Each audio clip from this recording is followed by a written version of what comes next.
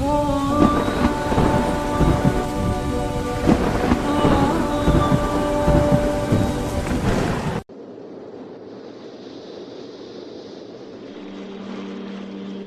منزل یہ نہیں ہے کہ ڈگری مل جائے اور جاب مل جائے، یہ بہت چھوٹے درجے کی چیز ہے۔ میری، تمہارے وی سی صاحب کی، تم بچیوں کی، بچوں کی ایک ہی منزل ہے کہ یا اللہ تو راضی ہو جا۔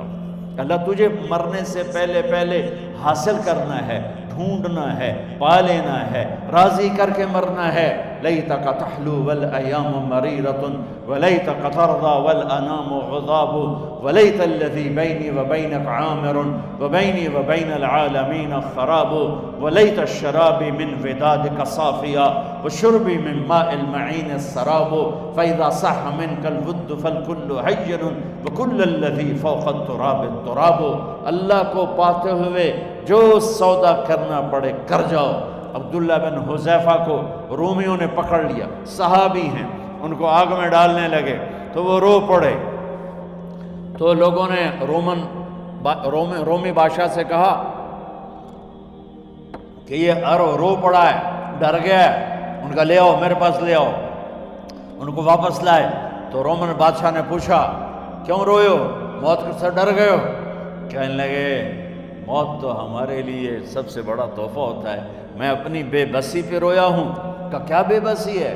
کہ بے بسی یہ ہے کہ ایک جان ہے آگ میں گرتے ہی جل کے راکھ ہو جائے گی، کاش میرے جسم پر جتنے بال ہیں اتنی میری پاس جانیں ہوتی اور میں ایک ایک جان کو اللہ کے نام پہ قربان کرتا۔ آج مرنے کا مزہ نہیں آ رہا، اس پہ رویا ہوں۔ تو بادشاہ اتنا حیران ہوا، انہوں نے کہا تو میرا ماتھا چوم دے اور میں تمہیں آزاد کرتا ہوں۔ تو اس کا ماتھا چوما، انہوں نے چھوڑ دیا۔ 2000 سال پیچھے چلے جائیں، فرعون دنیا کا واحد انسان ہے جس نے کہا انا ربکم الاعلی، میں سب سے بڑا رب ہوں، اور اپنے آپ کے رب ہونے کا دعویٰ انسانوں میں صرف فرعون کا ہے۔ اس کی باندی مسلمان ہو گئی، موسیٰ علیہ السلام کا کلمہ پڑھ لیا، ایمان چھپتا نہیں، وہ پتہ چل گیا۔ فرعون نے اس کو پکڑوایا، اس کی 2 بچیاں، ایک دودھ پیتی ایک ساتھ چلتی، اور اس نے اپنے دربار میں کڑاہ میں تیل ڈلوایا، نیچے آگ لگوائی، تیل ابلنے لگا۔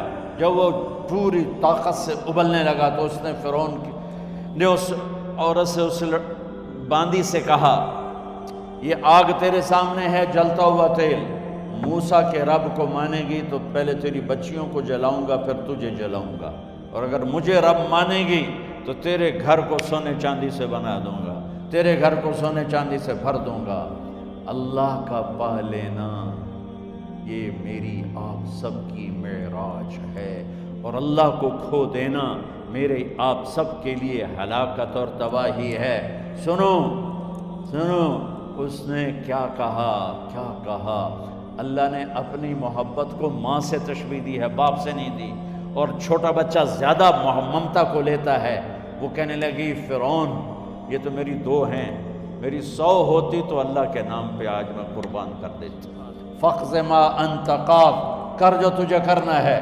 تو پاگل ہو گیا، غصے میں کہنے لگا اس کی بڑی بیٹی کو ڈال دو۔ تو انہوں نے اس کو یوں ٹانگوں سے پکڑا اور وہ چیختی چلاتی ہوئی تھی۔ ماں کا ایک بول اس کی جان بچا سکتا تھا، اور پھر گھر جا کے توبہ کر لیتی اور کہتی اللہ مجھے معاف کر دے، میں نے کلمہ کفر کہا۔ اس کو ٹانگوں سے پکڑا ہوا ہے، اس کے ہاتھ نیچے جھول رہے ہیں، اور وہ اماں بھی کہہ رہی کہ مجھے بچا لو۔ ماں نے اپنی آنکھوں سے بچی کو تیل میں یوں ڈوبتے دیکھا، اور پھر وہ ابھری جیسے مچھلی تلنے کے لیے، جیسے مچھلی تلی جاتی تو باہر آ جاتی، اوپر آ جاتی، تو وہ ایسے بلبلے اٹھ رہے تھے۔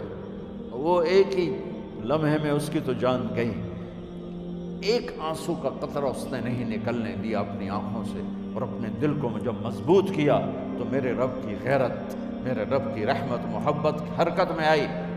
اللہ نے ماں کی آنکھوں سے پردہ ہٹا دیا، اور ماں نے اپنی بیٹی کی روح کو نکلتے دیکھا، اور وہ کہہ رہی ہے اصبری یا فَإِنَّ لَكِ مِنَ الْأَجْرِ كَذَا وَكَذَا۔ ماں جی ڈرنا نہیں، صبر کرو، جنت تیار ہے، جنت تیار ہے، ابشرو۔ معصوم بچی کو تو پتہ بھی نہیں تھا کہ کیا ہونے والا ہے، اس کو پکڑ کے یوں ڈالا، اس کی تو آہ بھی نہ نکلی۔ اور وہ مچھلی کی طرح تلی گئی. اب پھر ماں کا کلیجہ پھٹا. اللہ نے پھر آنکھوں سے پردہ ہٹایا اور انہیں اپنی بچی کی روح کو نکلتے دیکھا اور وہ کہہ رہی ہے اصبری یا فإن لک من الأجر کذا و کذا. ماں جی تھوڑی دیر کا صبر، جنت تیار ہے، جنت تیار ہے، جنت تیار ہے. اللہ کو پایا سب کچھ پایا، اللہ کو کھو دیا سب کچھ کھو دیا. جب اس کو پکڑ کے لے جانے لگے اس نے فرعون کو دیکھا. فرعون اس کی آنکھوں میں آنکھیں نہیں ڈال سکا، نظریں نیچے ہوں گی اس کی. کہنے لگی میری ایک بات مانو گے، میری ایک خواہش پوری کرو گے؟ فرعون نے پوچھا کیا؟ کہ جب میں بھی جل جاؤں تو میری اور میری بچیوں کی ہڈیوں کو اکٹھے دفن کرنا، باہر پھینک نہ دینا، دفنا دینا. فرعون نے کہا تمہاری یہ خواہش پوری کی جائے. انہوں نے کہا پہ پیچھے ہٹ جاؤ، میں نے اللہ کو جان دینی ہے، مجھے دھکا دینے کی ضرورت نہیں ہے، میں اپنے اللہ سے ملنے جا رہا ہوں. سبحان اللہ. جب اللہ مطلوب ہوتا ہے تو موت محبوب بن جاتی. جب اللہ کی نافرمانی ہوتی ہے تو موت سے نفرت ہو جاتی، مرنا عذاب نظر آتا ہے. وہ چھلانگ مار گئی، اللہ اکبر کا نعرہ لگاتی ہوئی. ہڈیاں ادھڑ گئیں، گوشت ادھڑ گیا، ہڈیاں باقی رہ گئیں.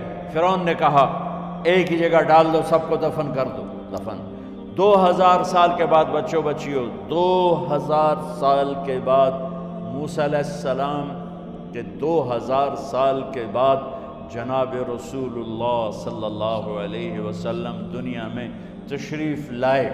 40 سال کی عمر میں نبوت ملی، 50 سال کی عمر میں معراج ہوا. 2000 پلس 50 2050 سال کے بعد میرے نبی کی سواری بیت المقدس جا رہی ہے. اور بیت المقدس پر جب وہ اوپر پہنچے ہیں تو مصر وہاں سے قریب ہو جاتا ہے. جب وہ اترنے لگے تو میرے نبی نے کہا جبریل جنت کی خوشبو آ رہی ہے. جبریل جنت کی خوشبو آ رہی ہے. کہاں سے آ رہی ہے؟ ابھی تو جنت اوپر ہے، ابھی تو اوپر جانا ہے، تو یہ زمین سے جنت کی خوشبو کیا آ رہی ہے؟ تو جبریل نے عرض کی یا رسول اللہ فرعون کی ایک باندی تھی جو اللہ سے سودا کر گئی جان کا اور اپنی بچیوں کا، اس کی بچیوں کی ہڈیوں کو جہاں دفن کیا گیا ہے، یہ خوشبو جس دن انہیں دفن کیا تھا اس دن سے لے کر آج تک یہ خوشبو آ رہی ہے اور یہ قیامت تک آتی رہے گی. اللہ اپنے نام پہ قربان ہونے والوں کی یوں قیمت لگاتا ہے. پہلے اپنی منزل طے کرو، پہلے اپنی منزل طے کرو، پہلے اپنی منزل طے کرو کہ مجھے اپنی زندگی کی سے لینا کیا ہے. مجھے اللہ کو پانا ہے، مجھے اللہ کو پانا ہے. میں نے اللہ کی قسم اگر اللہ راضی ہے تو پھر موت سے بڑھ کر کوئی تحفہ نہیں، اس سے بڑھ کر کوئی خوبصورت پیغام نہیں. اور اگر اللہ ناراض ہے تو موت سے خوفناک کوئی پیغام نہیں. عمر بن عبدالعزیز 3 بر اعظم پر حکومت کی. عمر بن عبدالعزیز، بنو امیہ،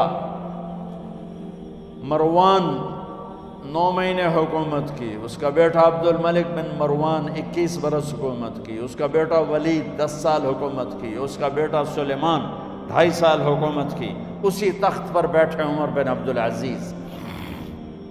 پہلے چاروں نے اللہ کے شریعت کو قربان کیا حکومت کے لیے. عمر بن عبدالعزیز نے اپنے آپ کو قربان کیا اللہ کے لیے.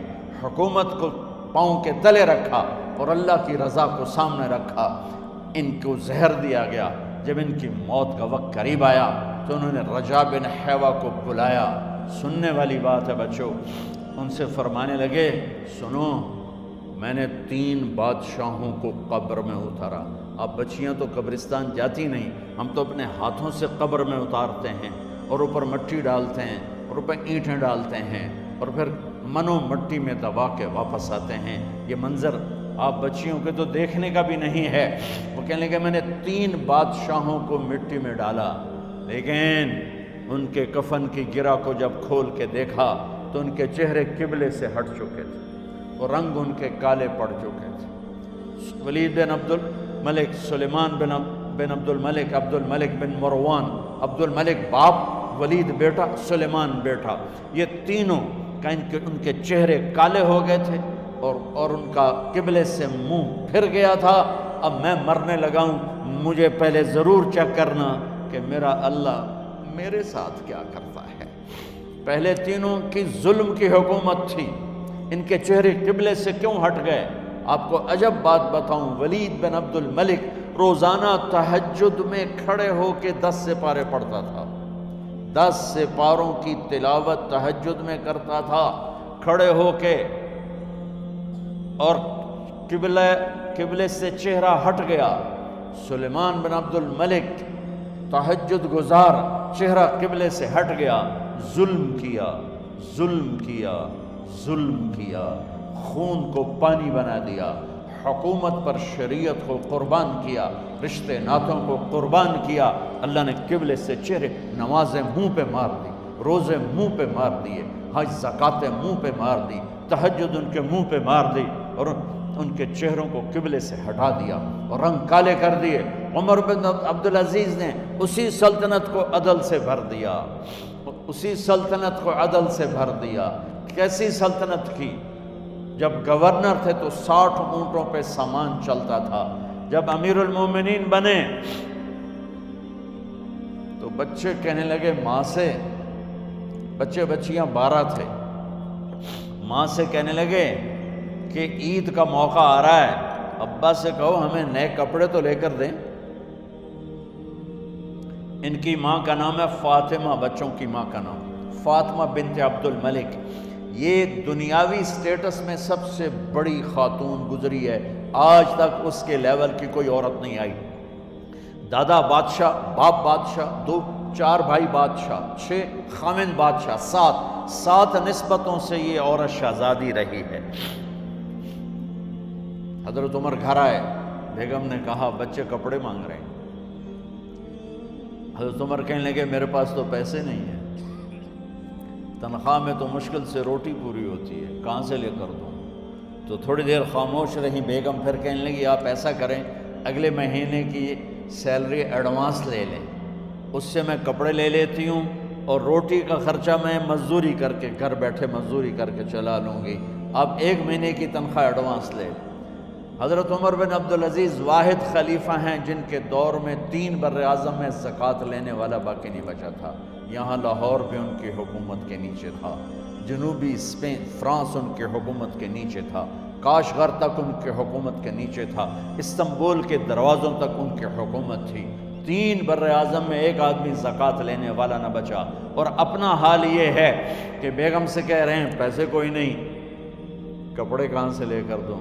اور بیگم طریقہ بتا رہی ہے کہ آپ اگلے مہینے کی تنخواہ ایڈوانس لے لیں، اس سے میں کپڑے لے لوں گی، اور چولہے کا خرچہ، روٹی کا خرچہ میں گھر بیٹھ کے مزدوری کر کے کما لوں گی۔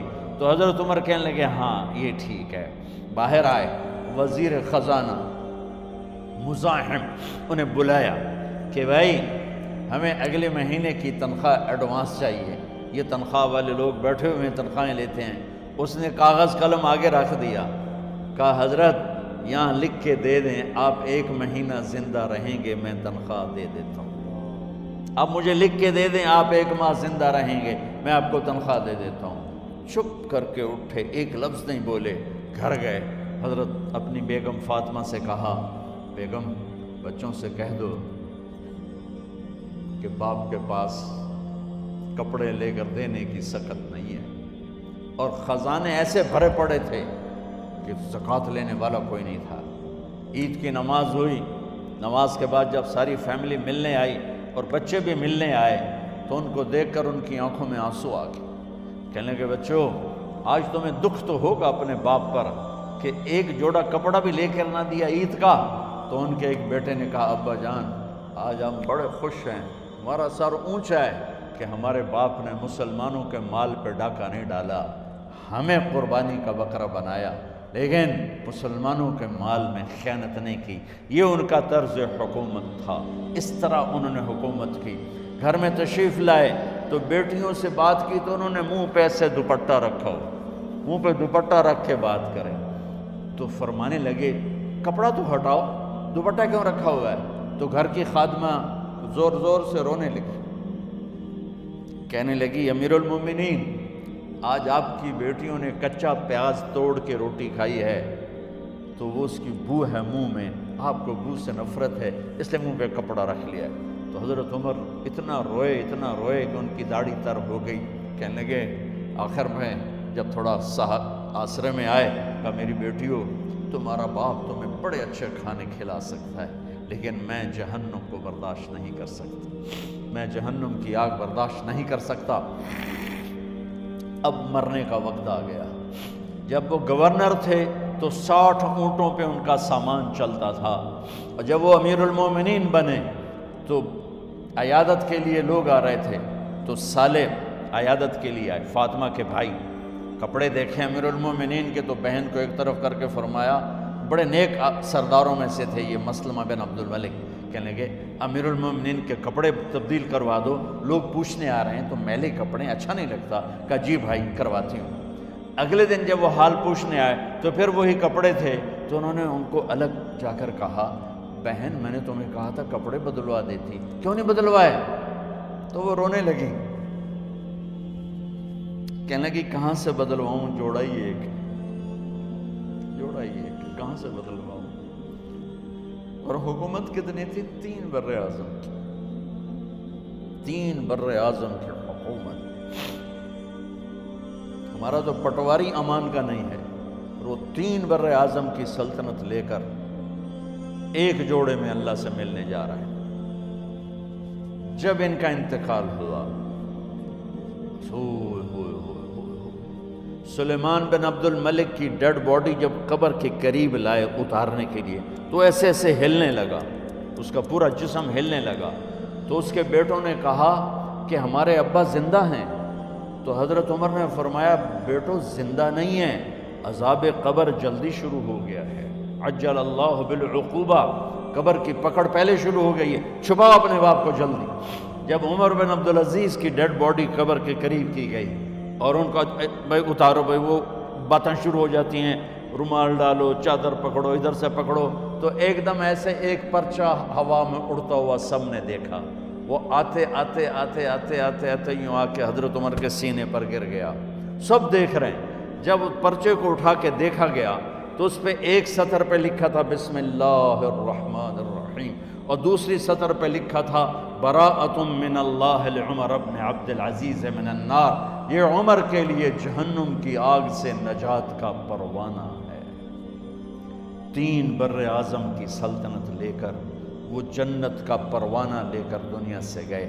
جب ان کو قبر میں اتارا گیا تو انہوں نے رجا بن حیوہ سے فرمایا تھا 3 بادشاہوں کے چہرے دیکھے قبلے سے پھر گئے، رنگ کالے پڑ گئے، مجھے تم نے دیکھنا ہے کہ کیا ہوتا ہے؟